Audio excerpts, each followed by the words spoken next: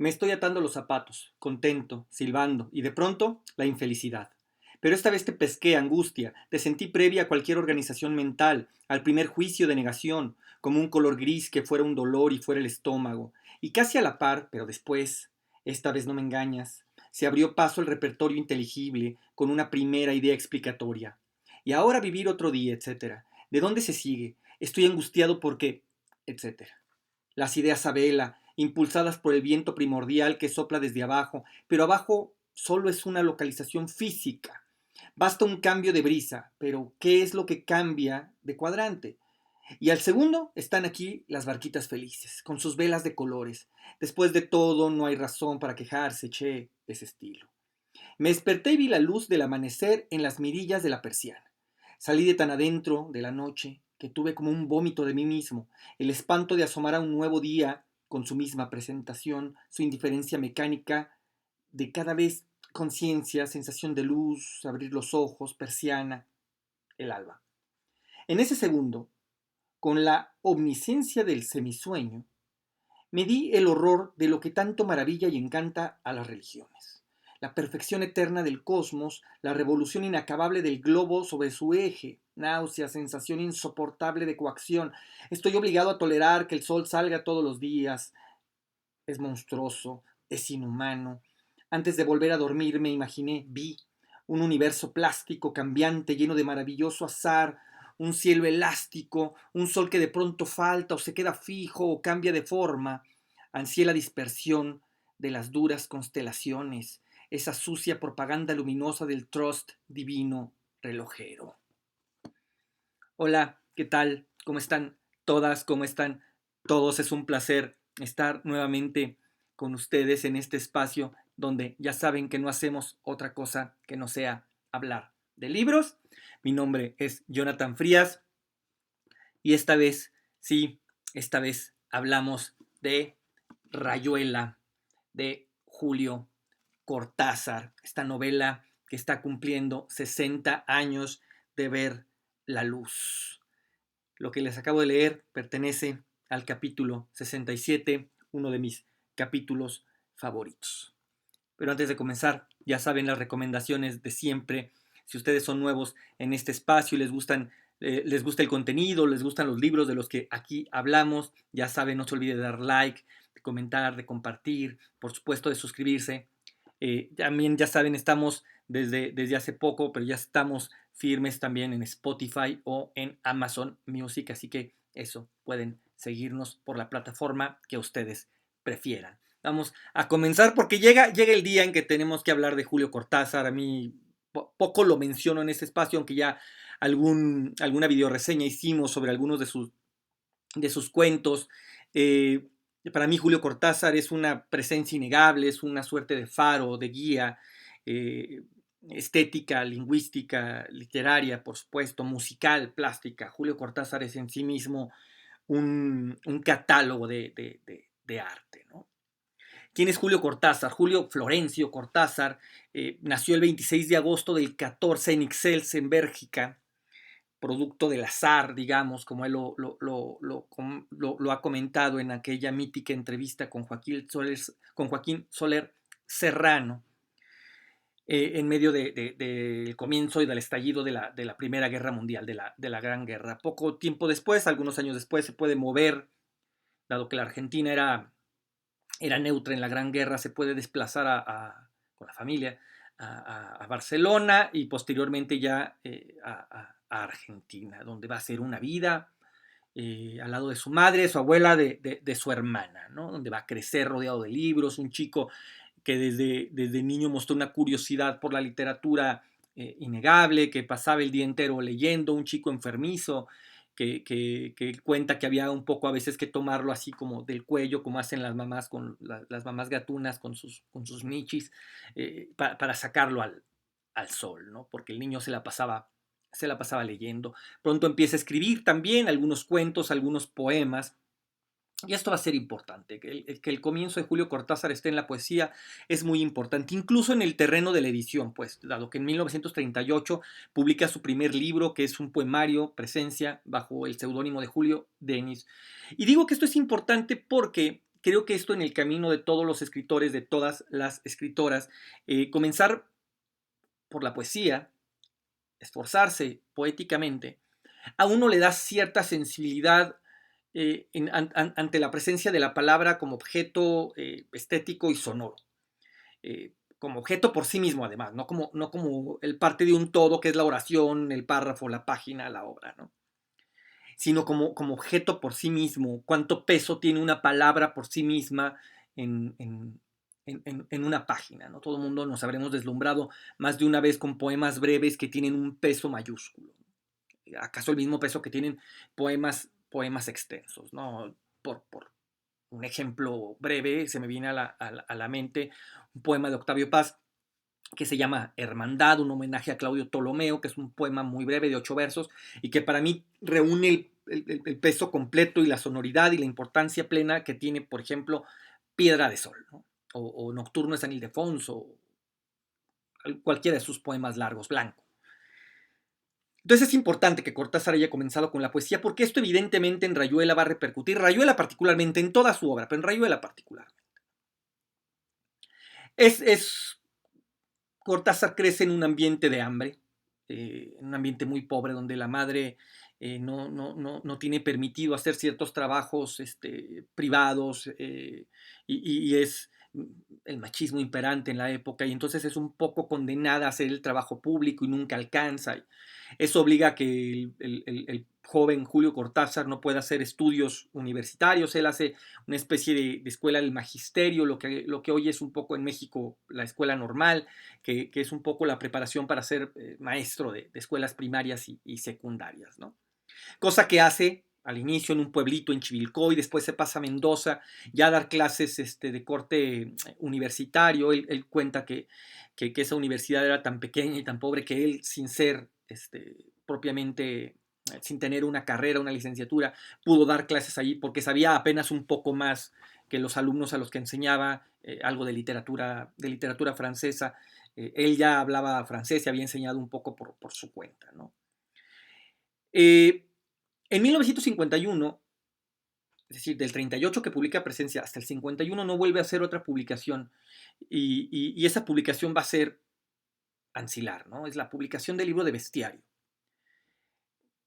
Uno puede ponerse a decir prácticamente todos los cuentos que vienen en ese libro, que es una maravilla, pero vamos, basta decir que en ese libro viene Casa Tomada y viene la carta a una señorita en París, que son dos de los cuentos más magníficos y maravillosos y deslumbrantes y famosos de la carrera de Julio Cortázar. Es un libro que lo posiciona como uno de los escritores más fuertes de la literatura argentina, cosa que él ni se va a enterar porque ese mismo año es el año que él sale de Buenos Aires para instalarse de manera definitiva a París. Ya había hecho un viaje previo, una cosa muy de estudiante, se había quedado un tiempo, y él es donde descubre que París es su destino, es el lugar donde él tiene que estar en París, ¿no? Entonces en el 51 llega y se asienta y empieza a hacer varios trabajos, trabaja en la radio, empieza a trabajar como traductor para UNESCO, sigue en una condición prácticamente de hambre porque él mismo confiesa que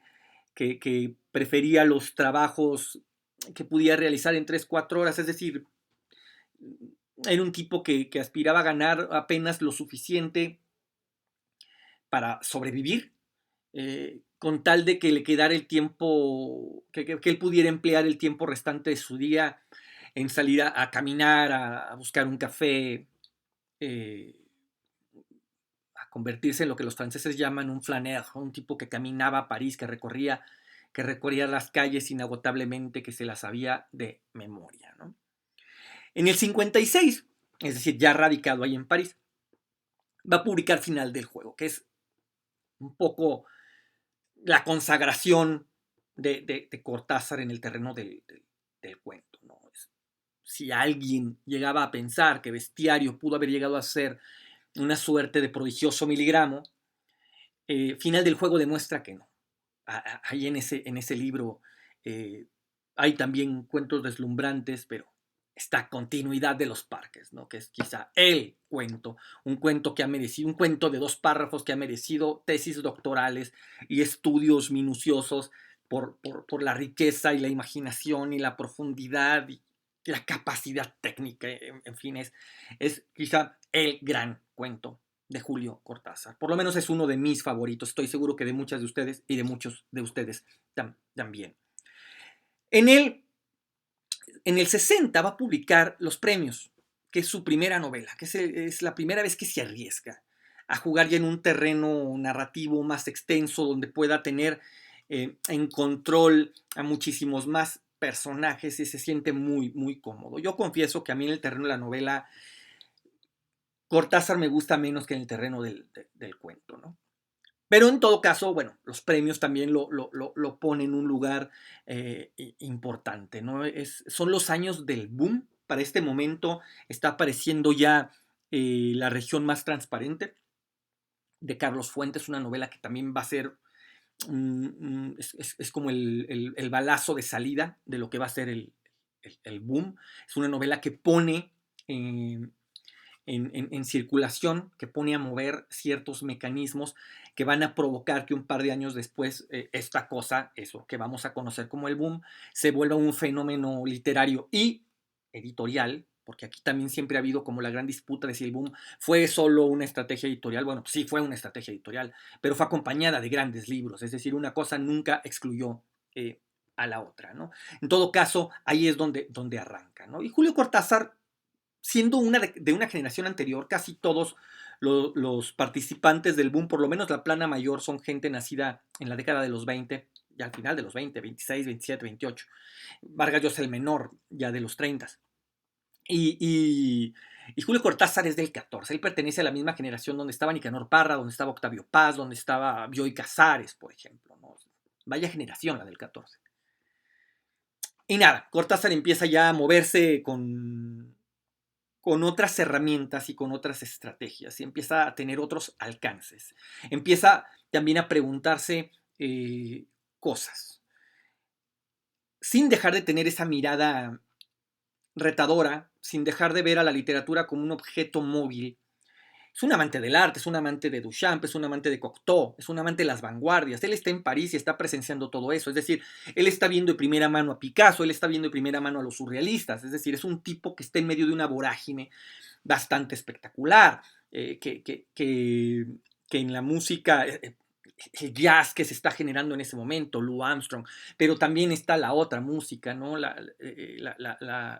música académica, la música clásica, que también está en una vorágine tremenda, ¿no? Se sabe que en un teatro ahí en París, mientras él fue a ver, a escuchar la consagración de la primavera, con una escenografía de Cocteau, es donde él presencia por primera vez ahí en una de las butacas de hasta arriba, de las más pobres, de las más alejadas, porque otra vez él tenía un sueldo de hambre, es donde presencia por primera vez a los cronopios, ¿no? Y estas famosas historias que lo van a enmarcar, es decir, Julio va a ser para siempre un cronopio, va a ser el cronopio. Van a ser de él, creo que es el libro que mejor refleja el carácter, primero el carácter móvil de Cortázar, el carácter insatisfecho de Cortázar y el carácter juguetón. Es un niño eterno, ¿no? Este libro va a salir en el 62, acompañado de esta otra cosa extraordinaria que son los materiales plásticos y las instrucciones, ¿no? Creo que todo mundo hemos sido seducidos por las instrucciones para dar cuerda a un reloj. El preámbulo a las instrucciones para dar cuerda a un reloj particularmente a mí me gustan mucho. Este libro sale en el 62, ¿no? Y va a ser quizás solo la antesala para que apareciera eso, para que apareciera Rayuela, que iba a simbrarlo todo, absolutamente todo, que iba a demostrar que esa madurez que habían encontrado otras lenguas en otros libros había llegado ya a la literatura hecha en español. Es decir, estoy pensando concretamente en Ulises de James Joyce. Sin ese libro no habría Rayuela. Ese libro, la obra de Joyce, la lectura de Joyce, le mostró a Cortázar que se podía hacer otra cosa con el lenguaje, que se podía jugar con ese objeto llamado novela, que la ciudad era algo más que el espacio donde ocurrían cosas, sino que se podía volver a sí mismo un personaje. Es decir, cuando uno se enfrenta a esa cosa tremenda que es Ulises, uno se da cuenta que Dublín está allí y que Dublín impacta e infecta el carácter de todos los personajes que viven en ella. Acá París va a ser eso, ¿no? París es la maga en la misma medida en que la maga es París. Es decir, la maga es los puentes, la maga es ese paseo en bicicleta, correteando un paraguas. Eh, y París es el lugar que posibilita todo esto y que provoca todo esto. Y es una maravilla, ¿no? La obra de Julio Cortázar va a crecer a partir de ahí, ya con una estabilidad y una solidez incuestionable. Cortázar se vuelve uno de los escritores más queridos y más leídos del llamado boom latinoamericano. Es uno de los escritores más respetados, es una enciclopedia con patas, Julio Florencio Cortázar, ¿no? Nada, vamos a entrar ya directo a lo que es Rayuela, esta novela que acaba de cumplir justo 60 años en esta edición de Sudamericana, y que todos aquellos que son amantes, aquellos y aquellas que son amantes de Cortázar y que tienen sus cartas, ya sea en la edición del aniversario de los 50 años que sacó Alfaguara, una edición que yo confieso que tuve y después vendí porque me sentí muy decepcionado, porque básicamente lo que venía agregado en ese libro eran las fracciones, los fragmentos de la correspondencia que tuvo con Paco Porrúa a lo largo de varios años, en lo que se fue construyendo justamente Rayuela. Toda esa correspondencia viene no recuerdo si es el tomo 2 o el tomo 3 de los 5 tomos de la correspondencia de Cortázar. Esta novela es una novela que se fue escribiendo a lo largo de muchos años y es una novela hecha de pedacera, ¿no? Cortázar fue escribiendo pedacitos por aquí, por allá, ¿no? Y de pronto un día se dio cuenta que ya había muchos pedacitos y que cada pedacito podía ser una suerte de capítulo, ¿no? Se sabe que él se acercó con Eduardo Jonquier, su mejor amigo, que él tenía un pequeño estudio. Jonquier era poeta y pintor y tenía un estudio cerca del pasaje del Molino Verde, ahí en París, y que llega Cortázar con este pedaceras y lo empieza a extender ahí en el piso para empezar. Para él mismo era un misterio, él estaba escribiendo un poco, como siempre lo hizo, ¿no? Cortázar siempre rechazó esta idea del escritor profesional que trabajaba de una hora a otra hora, cosa que sí hacía, por ejemplo, Carlos Fuentes. Carlos Fuentes sí lo confiesa que a las 6 de la mañana estaba trabajando, ¿no? Café, periódico a un lado, y estaba trabajando, hacía una pausa para desayunar, regresaba, trabajaba otro rato, hacía una pausa para comer, regresaba y afinaba cositas, respondía correspondencia y ya, tenía la tarde libre. Es decir, Fuentes, que viene de la escuela de Alfonso Reyes, sí era un tipo de una disciplina inamovible. Pero Cortázar no. Cortázar escribía por la mañana, o por la tarde, o por la noche. Escribía caminando, escribía en los cafés, podía escribir en cualquier lado, en los aviones, en los trenes. Él no tenía ningún problema, ¿no? Él andaba con su maquinita, con su máquina de escribir portátil para escribir en todos lados. Él cuenta que poco escribía a mano porque tenía una letra horrorosa, y que a veces a él mismo le costaba entender. En todo caso, ya tiene toda esta pedacera que está trabajando a partir de puras intuiciones, sin ningún plan establecido, solo que sí, digamos, internamente él ya sabía que había algo que le molestaba y que era la idea anquilosada de lo que era la novela, ¿no? Esta idea de novela que todavía premiaba en la lengua española, eh, de lo que eran las novelas del siglo XIX, ¿no? Él entendía, él era un lector de la novela francesa y de la novela inglesa. Él entendía que estas lenguas ya habían tenido su gran revolución. En la lengua francesa, por ejemplo, Flaubert, que había generado un estilo lírico libre en Madame Bovary, donde el narrador omnisciente se volvía quisciente y entraba y salía de los puntos de vista, opinaba, influía. Eh, Cortázar entendía que ya había una modernidad palpable en la literatura francesa, que venía en el siglo XIX arrastrándose hasta llegar a una cima poética escandalosa, metafísica escandalosa, con Proust y esa cosa maravillosa que es el tiempo perdido. Y por supuesto la lengua inglesa estaba Joyce, ¿no? Joyce y todo el grupo de Bloomsbury, estaba Virginia Woolf y todo lo que estaban haciendo, ¿no? Es decir, que la lengua inglesa y la lengua francesa estaban en un momento de una madurez tremenda, y él creía que ya era tiempo de que la lengua española llegara justamente a esa madurez, y él asumió el reto de llevarla a esas costas, y por supuesto lo logra con Rayuela. Esto evidentemente hay un plan en un plan, hay una idea, hay un propósito, hay una voluntad.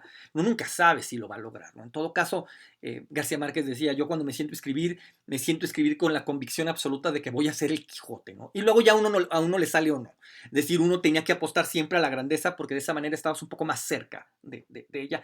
Creo que ahí fue Cortázar, es decir, él no estaba convencido de que él fuera quien pudiera llevar a la literatura en lengua española a su siguiente estadio, pero le apostó, por supuesto, no quiso hacerlo. Y empieza este trabajo de relojero, de pedacera, que empieza de pronto en ese taller del Molino Verde de Eduardo Jonquier a tomar forma. Él empieza a pasearse por la novela y es donde entiende que la novela no puede ser no solo en la experimentalidad lingüística, en la forma de escribirse, que no puede seguir siendo, que no puede seguir atada a eso. Él ahí con los capítulos en el piso entiende que la novela tiene que ser también un paseo y entiende entonces que la novela tiene que volverse un objeto. Esto por supuesto también nos va a remitir a lo que hace Duchamp. Empiezan a volverse objetos móviles. Lo estático es para Cortázar la muerte. Y aquí por supuesto también tiene que ver el jazz. Esta cosa maravillosa que tiene un tema que sostiene, pero que fluye, que es capaz de improvisar, de ir y venir y entrar siempre a tiempo. Creo que es algo que se nota perfectamente en Rayuela, y no estoy hablando, por supuesto, de la cantidad de citas y de piezas musicales que hay dentro de Rayuela, sino que uno puede ir y venir justamente de esos capítulos prescindibles y regresar a los capítulos que son imprescindibles y sentir que no se ha ido de ahí, que está uno entrando en tiempo, que uno llega en el momento preciso en el que la maga va a cruzar ese umbral del Pont des Arts.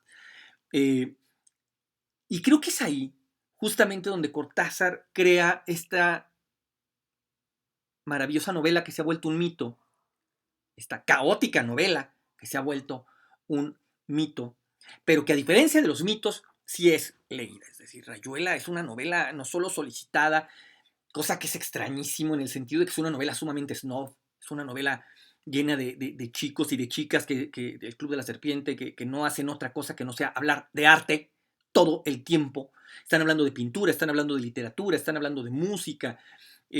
Además lo hacen en alemán, en inglés, en francés, en español. Es decir, es una novela que le exigiría a un lector cierta preparación académica, cierta preparación artística, si no, aparentemente se volvería un objeto impenetrable. Y creo que ahí es donde está la parte fundamental de Rayuela, porque no es para nada un objeto impenetrable. Es un objeto que genera fascinación, al grado que todos y cada uno de los días el Club de la Serpiente acepta un lector nuevo, acepta un miembro nuevo, ¿no? Todos los días hay nuevos Babs, hay nuevos Gregorovius, hay nuevos Etiens, hay nuevas magas, hay nuevos Horacios, hay nuevos Wongs, todos los días muere un nuevo Rocamadour. Es una novela que uno quiere, es de esas pocas novelas que yo creo que uno trae bajo el brazo, no en no en esta circunstancia, digamos, de estatus social, de miren, yo traigo un libro de Borges bajo el brazo, miren, yo leo a Nietzsche y lo traigo bajo el brazo. No es un asunto de estatus decir que uno por la vida anda leyendo Rayuela. Yo creo que Rayuela se volvió para muchos de nosotros, al menos lo es para la gente de mi generación, que somos ya una generación tardía. Yo nazco en el 80, yo descubro Rayuela a mis 20, 22 años, es decir, ya ha entrado este siglo, ya ha empezado este siglo. Esa novela ya tenía años de haber salido cuando yo me doy cuenta de ella, ya tenía 40 años, pues, cuando sale, y sin embargo se vuelve una suerte de objeto de apego, de lugar seguro, ese lugar, decía Julio, ¿no? Los libros son el único lugar de la casa donde uno todavía puede estar en paz, y entonces Rayuela se vuelve ese objeto a que uno puede llevar a cualquier lado y que en cualquier lado puede estar en paz, porque en cualquier banca, en cualquier café uno puede abrirla en cualquier lado y dar con un espacio del cual uno puede iniciar, cosa que confieso que eso hice hoy justamente a la hora de estar preparando este episodio. Pensé que sería bueno abrir con una lectura de Rayuela y elegí abrirla al azar y apareció el capítulo 67. Eso. ¿De qué va Rayuela exactamente en la trama? Rayuela no trata de nada, es una novela psicológica, es una novela que no tiene centro, es una novela básicamente de transiciones. Si nos ponemos estrictos y atendemos un poco a las teorías de género, Rayuela es una novela en la que Horacio es un tipo que vive en Buenos Aires, que está con su chica Gekrepten, que llevan algunos años de pareja, y un día Gekrepten le dice eh, pues que hay que empezar a definir un poco los bordes de la relación, y Horacio huye y llega a París. Le teme a la relación, le teme a las responsabilidades que implican eso. Llega a París y empieza una relación con una mujer que es Pola, empieza a vivir con ella y pronto Pola un día descubre un pequeño bulto en su seno, teme que sea cáncer y le pide ayuda y él huye. No sabe enfrentar este tipo de cosas y conoce a Lucía, a la maga, y está con ella hasta que muere el bebé Rocamadour. Y regresa a la Argentina donde Gekrepten lo está casi que esperando, pero él pronto empieza a ver a Talita, la pareja de su amigo Traveler, y empieza, digamos, a fraguar la nueva huida. Es decir, Horacio es un tipo que siempre vive con las maletas hechas y con un pie en la puerta. Y que en medio, lo único que él sabe hacer en este mundo es leer, escuchar música, es un esteta, digamos, en el sentido en el que lo calificaría Kierkegaard. ¿Por qué esta historia nos resulta tan fascinante si a primera vista no lo es tanto?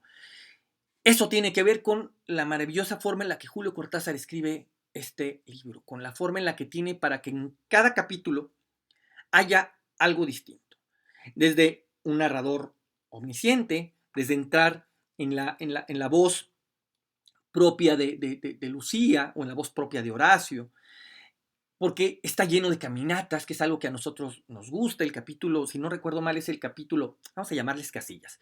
La casilla 32, que es uno de los textos más extensos y más bellos de toda esta contranovela, donde él sale después de haberse peleado con Lucía por un asunto que tenía que ver con Gregorovius, sale y empieza a caminar y empieza a llover en París, joder, ¿no? Y se mete a un pequeño teatrito donde hay un concierto, donde Bertrand está dando un concierto de piano y él se queda ahí, todo el mundo se empieza a salir por lo malo que es el concierto, pero él le da pena porque se da cuenta que es el último, entonces evidentemente Bertrand lo va a ver, entonces se queda y se queda hablando con ella y salen caminando y lo que van hablando en esa caminata eh, es verdaderamente deslumbrante. Deslumbrante por su sencillez, porque así como hay capítulos que están llenos de digamos, de una suficiencia intelectual bastante deslumbrante, que hacen recordar a páginas y páginas y páginas, no sé, del Doctor Faustos o de la montaña mágica de Thomas Mann, es decir, unas cimas intelectuales. Hay otros episodios donde todo lo que importa es la sopa entibiándose sobre un mantel roto en una mesa modesta, ¿no? Es decir, logra retratar esos dos mundos de manera extraordinaria. Cortázar, creo yo, como no lo hace absolutamente nadie más. Es decir, que Rayuela es un objeto vivo, un objeto móvil que está ahí y se sostiene ahí por el lenguaje, por el puro artificio literario. Es decir, es una novela que no podría traducirse a ningún otro lenguaje estético. No se puede hacer música de Rayuela. Si alguien lo intentara tendría que ser jazz, por supuesto, ¿no? Pero no se puede hacer música Rayuela. No se puede pintar Rayuela, no se puede hacer una obra de teatro Rayuela, no se puede llevar al cine Rayuela. Es decir, su fundamento completo es una suerte de oroboro, es el lenguaje puro, es la literatura pura y dura. Creo que eso es lo que hizo que esta novela, que aparece otra vez en el 63, con un tiraje larguísimo, eso ya decía que Paco Porrúa le tenía mucha fe al proyecto. Digo, a toro pasado sabemos que le salió, pero hay que imaginar lo que implicaba cuando las novelas tiraban 1000, 2000 ejemplares, era una cosa de escándalo, ¿no? De escándalo, es como, ¿quién va a vender tantos libros? Rayuela sale casi con 10,000, una novela tan experimental, tan rara, era una apuesta casi suicida. Y tarda un poco, no tanto, pero un poco en agotarse esa primera edición, pero a partir de ahí es una cosa inagotable, ¿no? Que yo creo, no tengo las cifras en la mano, pero yo sí creo que Rayuela, acaso solo por detrás de 100 años de soledad, es la novela más vendida de todas las novelas que produjo el boom latinoamericano. No solo la más vendida, sino también leída, porque además sí se lee. Hay gente que lee, puede decir de memoria casillas completas. Por supuesto, la casilla 7 o la casilla 68 son casillas preferidas por las y los lectores de Rayuela, por su capacidad erótica, por su romanticismo, por su libertad justamente lingüística, por sus metáforas poéticas. Y es ahí donde justo decía que era muy importante rastrear esos orígenes de Rayuela en el libro de Presencia del 38, no porque haya ahí temáticamente algo, sino porque un poeta simbolista de influencia malarmiana, entiende perfectamente la importancia del sonido por encima del significado. No quiero que esto suene sumamente académico, ni mucho menos, pero Cortázar entiende esas cosas, viene de ahí, viene de ser un lector crítico y profundo de textos como el Coup de D, el golpe de dados de Mallarmé, donde él entiende esto, ¿no? Esto no lo sé de cierto, pero me atrevería a suponer que conocía perfectamente el Altazor de Huidobro y que entendía el peso de la gitajánfora, incluso de la reducción a la estructura mínima, que es la sílaba, ¿no? Eso lo podemos ver, creo yo, perfectamente en el capítulo 68. Entra en estructuras nuevas, en lecturas simultáneas. Hay una casilla donde Horacio está pensando unas cosas mientras está leyendo un libro que está sobre la mesita de noche de Lucía. Y entonces hay que leer a renglones saltados, porque en una línea está lo que está pensando Horacio y en la siguiente línea está lo que está leyendo en el libro. Entonces, si uno quiere que esa lectura tenga más o menos sentido, tiene que elegir el camino de o leo los renglones donde está la voz de Horacio o leo los renglones donde está el texto que está leyendo, ¿no? Porque la lectura simultánea es entrar en ese juego de desdoblamientos, ¿no? Hay un capítulo donde alevosamente empieza a incrustar H's en cada palabra, y esto que puede parecer una falta de ortografía no lo es una nueva suerte de aspiración. Recordemos que él vivía en lengua francesa, más allá de que su lengua natural era su lengua madre, era el español. Él pensaba todo el tiempo en lengua franca, y entonces entendía las aspiraciones de esas H's, y entonces está proponiendo una nueva postura de lectura, algo que hacía, por ejemplo, también Lezama Lima con las comas en Paradiso, ¿no? Lezama Lima era asmático, entonces con el puro uso de comas quería que nosotros tuviéramos esa experiencia de respiración cortada, de falta de aire, que provoca el calor del Caribe sobre una persona asmática. Nada, Julio Cortázar se vuelve con este libro una cima gloriosa, nos entrega una obra magnífica, una obra de identificación y de pertenencia. Todo mundo, otra vez, queremos pertenecer al Club de la Serpiente, todo mundo queremos ser Lucía u Horacio, todo mundo lloramos todavía la muerte del bebé Rocamadour, que aparece, por cierto, hacia el final con una especie de guiño y también una especie de cerrojazo, hacia el final de 100 años de soledad. Lo menciona un personaje que es un periodista colombiano que está radicando en París, que se llama Gabriel García Márquez, es decir, el personaje coincide con el autor de Cien años de soledad, que está en París, y él comenta que él está viviendo en esa pequeña piecita donde había de morir el pequeño y joven Rocamadour. ¿Qué ha pasado en 60 años de que apareció esta novela? Por un lado, Cortázar acrecentar y afirmar su lugar dentro de la literatura universal, porque es una obra que en español nos brindó identidad, nos dio un pasaporte que nos permitió viajar en el mundo y llegar a lugares donde bastaba decir el nombre de Julio Cortázar o de Rayuela para encontrar pares afines y encontrar un lugar y encontrar cómplices, ¿no? Creo que eso es innegable. Influenció notablemente los caminos de la literatura latinoamericana. No me atrevo a pensar en otras lenguas, pero estoy seguro que sí. Pero influenció otras formas de entender el objeto libro, de proponer unas nuevas lecturas, de no tener miedo a arriesgarse, de no autocensurarse jamás. Pero por otro lado también, y esto evidentemente no es culpa de él, pero por otro lado también afectó esos mismos caminos, porque a partir de la aparición de Rayuela, es que han aparecido un montón de amanuenses, digamos, de Julio Cortázar, que han querido escribir la nueva Rayuela, sin entender que ese libro era una suerte de callejón sin salida. En todo caso, El único brazo que se pudo extender de ahí lo hizo el mismo Julio Cortázar con el libro de 62, Modelo para Armar, extraído de la casilla 62 de una tesis de Morelli. Esta novela que otra vez sin tema, pero que en el fondo lo que toca es el amor, las relaciones, la amistad, las relaciones de pareja, las responsabilidades sexoafectivas. Es una novela de pasajes sumamente eróticos. Capítulo 5, la casilla 5, por decirlo menos, como baste como ejemplo.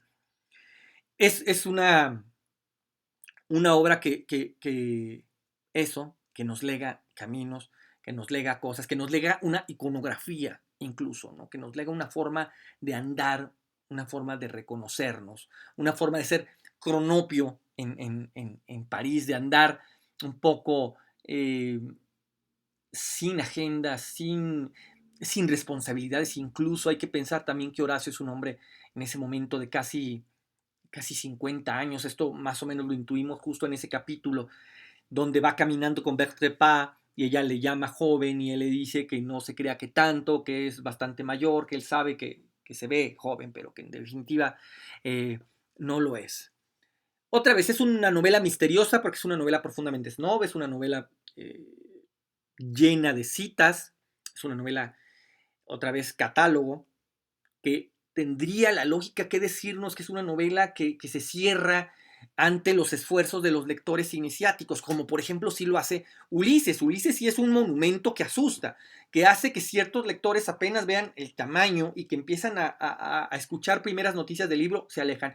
Y por alguna razón Rayuela no lo hace. Rayuela es una novela iniciática, es una novela de juventud. No hay nada mejor que leer a Rayuela cuando uno tiene 18 años, 19 años, 20 años, porque es entonces cuando uno se enamora de esta cosa que se llama lectura, ¿no? Cuando uno se enamora de estas cosas que se llaman libros, porque además es eso, es un libro que enamora, más allá de las ediciones que haya suntuosas o muy rústicas.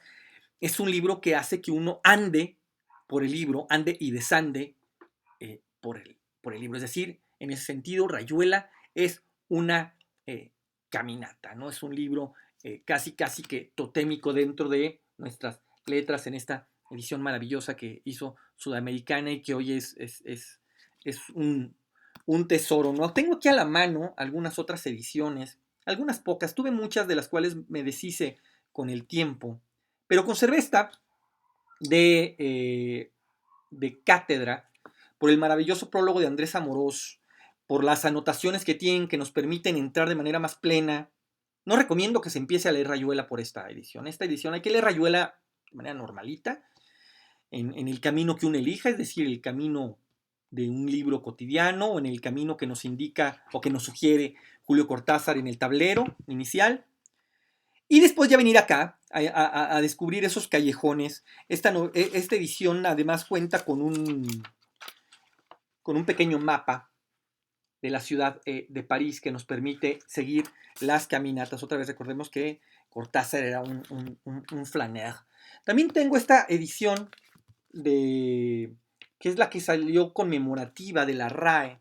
Una edición muy linda, acompañado de bastantes prólogos, bastantes estudios, que si bien creo yo que caen en la repetición, en el sentido de que rescatan textos ya muy conocidos por los cortasarianos, sí los pone al alcance de la mano la gente, a las nuevas generaciones que van apenas entrando en su mundo, ¿no? También tengo algunas cosas, soy muy amante de Cortázar, ¿no? Entonces tengo algunas cosas muy simpáticas como este juguetito que se hizo de Rayuela en mi ciudad y que se estuvo obsequiando durante un tiempo en un aniversario, donde uno tiene que ir abriendo justamente las casillas y hay una suerte de preguntas que hay que ir resolviendo para ir avanzando. Las preguntas evidentemente tienen que ver con la novela. Tengo algunos libritos de Cortázar para niños, por ejemplo, ¿no? que nos van a contar un poco su vida. Aquí está este otro que es Cortázar para principiantes, porque insisto, Cortázar se vuelve además un personaje maravilloso.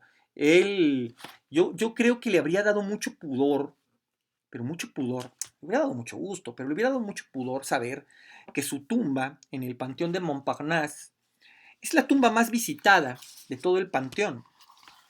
Es el Jim Morrison de las letras de Montparnasse, ¿no? Un panteón donde están sepultados Oscar Wilde, Charles Baudelaire, o sea, es como el panteón de las celebridades, ¿no? De la playa de literaria, ¿no? Y ahí está Julio con esa maravillosa tumba, con un cronopio que lo resguarda para la eternidad, ¿no? Nada, se cumplen 60 años de Rayuela, una novela que ha cosechado y que seguirá cosechando maravillosamente nuevos lectores, que seguirá abriendo caminos, que seguirá descubriendo caminos, que seguirá formando lectores, no solo en el sentido de darles como el primer empujón de salida, sino además que les enseñará justamente que uno no tiene que conformarse con la literatura, que esta literatura que exige, que esta literatura que reta, que esta literatura que es juguetona y que invita, es muchísimo, muchísimo más divertida que esta otra literatura prefabricada, donde nos dan todo ya casi masticado y digerido.